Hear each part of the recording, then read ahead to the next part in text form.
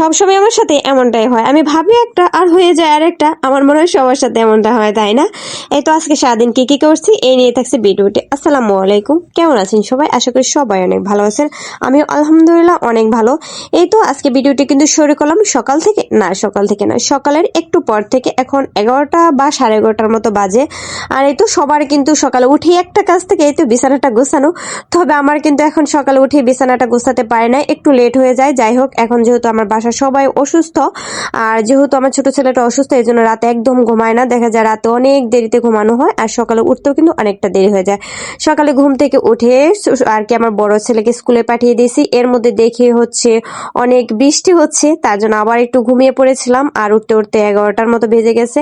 আর এই তো এখন উঠে টুকটাক যা কাজ ছিল সেগুলো করে এই তো আমার ছোট ছেলেটাকে পাশের রুমে রেখে ওই রুমটা গুছিয়ে নিলাম।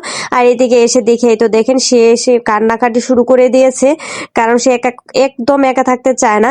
আর যাই হোক, যেহেতু বাইরে অনেক ঠান্ডা আবহাওয়া, বৃষ্টি হচ্ছে, তাই ডায়াপারটা পরিয়ে দিলাম। আর সচরাচর দিনে আমি ডায়াপার পরাই না, বৃষ্টির টাইমে কিন্তু দেখা যায় বেশি প্যান্ট নষ্ট করে, এই জন্য কিন্তু পরানো। তারপরে এই তো এখন দেখেন বসে বসে কিন্তু খেলতেছে। আর সারাদিনে কিন্তু টুকটাক অনেক কাজ থাকে, সবকিছু কিন্তু শেয়ার করা হয় না। এই ভিডিওটা হচ্ছে বিকেল টাইমে আমার বড় ছেলে বলতেছে মামাকে কিছু নাস্তা তৈরি করে দাও। আর এই পিঠাগুলো হচ্ছে আমার মা নিয়ে এসেছিল। আর কে কি পিঠা নামে জানেন এই পিঠা অবশ্যই কমেন্ট করে জানিয়ে দিবেন। আমরা তো এটাকে হচ্ছে ফুল পিঠা আর শিরিষ পিঠা নামে জানি।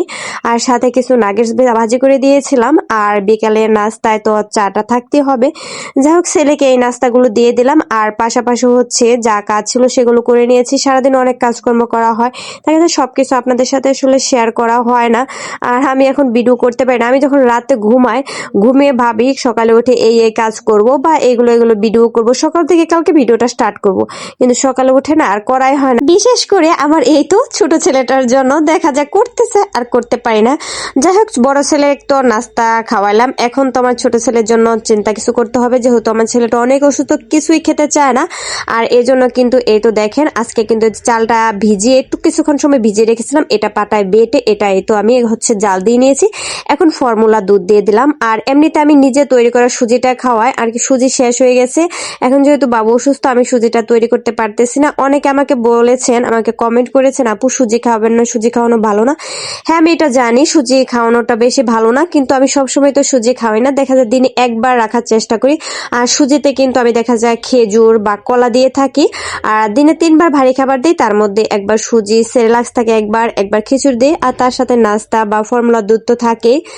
যাই হোক, ছোট ছেলেকে খাওয়ানোর পরে ছেলেটা ঘুমিয়ে পড়েছে। এখন কিন্তু রাত হয়ে গেছে, আর রাতে আজকে স্পেশাল ভর্তা করব। এই তো এর মধ্যে কিন্তু আলু সিদ্ধ করে আমি হচ্ছে ম্যাশ করে নিয়েছিলাম। এখন শুধু মরিচ আর কি মরিচের সাথে আলুটা মিশিয়ে ভর্তা করে নিলাম। এই তো আমার রেডি আজকে রাতের খাবার, আলু ভর্তা, টাকি মাছ ভর্তা আর মাছের ঝুরি ভাজি। এই মাছের ঝুরি ভাজিটা কিন্তু খেতে অনেক মজা। আজকে মাছের ঝুরি ভাজিটা কিন্তু একটু ভিন্নভাবে স্পেশাল অন্যভাবে করা ছিল, তবে দুঃখের বিষয় রেসিপিটা শেয়ার করতে পারি না।